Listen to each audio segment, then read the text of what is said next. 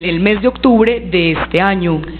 Una sentencia de la Corte Suprema de Justicia puso sobre la mesa la diferencia entre abuso y acoso sexual y sobre todo si el piropo callejero podría o no catalogarse como un acoso.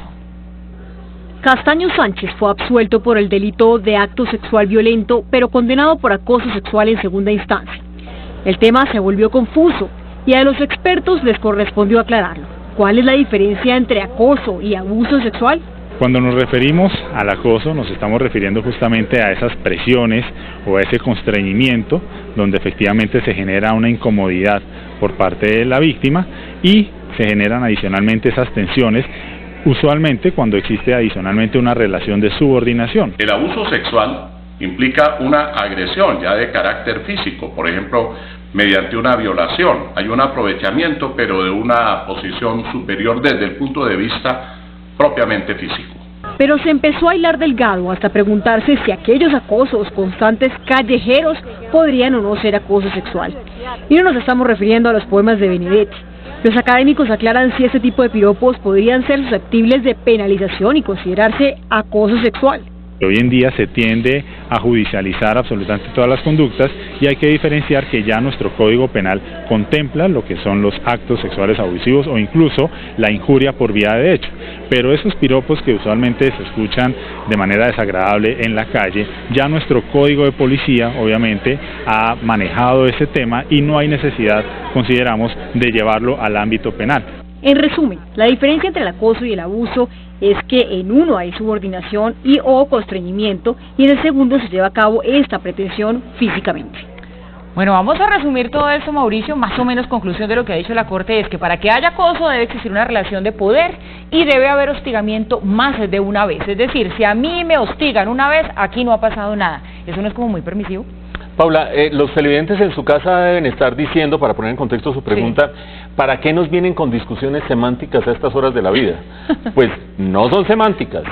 El acoso tiene una pena de entre 1 y 3 años, el abuso entre 8 y 16 años. Por lo tanto, la diferencia entre el acoso, 1 a 3 años, y el abuso, 8 a 16 años, no es solamente una diferencia semántica, es una diferencia central desde la perspectiva de la pena, del delito que se está incurriendo, en el que se está incurriendo, y de la pena que se está pagando. Entonces ahora tenemos 3 categorías, el acoso, el abuso, pero el piropo de mal gusto callejero, no sé si usted lo ha oído alguna vez, probablemente no, sí, pero... Sí.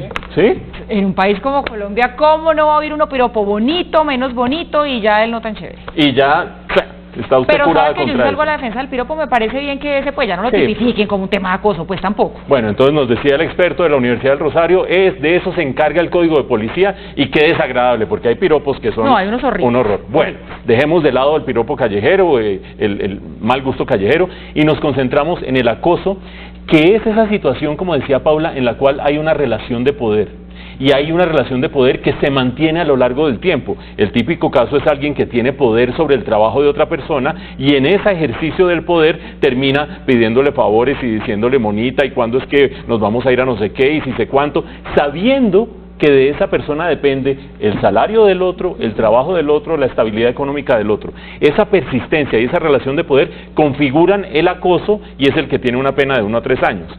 El abuso, en cambio, como lo decía el doctor José Gregorio Hernández, es aquel en el cual no tiene que haber persistencia, puede ser un solo hecho, pero en ese hecho hay un acto violento que lleva a la consumación de los deseos sexuales de quien incurre en ese acto violento. Por lo tanto, no todo aquel que sea abusado sexualmente ha sido acosado previamente, no todo aquel que es acosado termina siendo abusado, y esa distinción que ha hecho la Corte Suprema, a partir de un caso específico de alguien que se metió a donde un adolescente y terminó en una sola ocasión teniendo un acto impropio con él, terminando de ese caso, termina definiendo muy bien los límites de algo que no es solo semántico, sino que también tiene implicaciones a la hora de saber qué pena debe pagar el inculpado. Bueno, pues ahí está, buen resumen, Mauricio.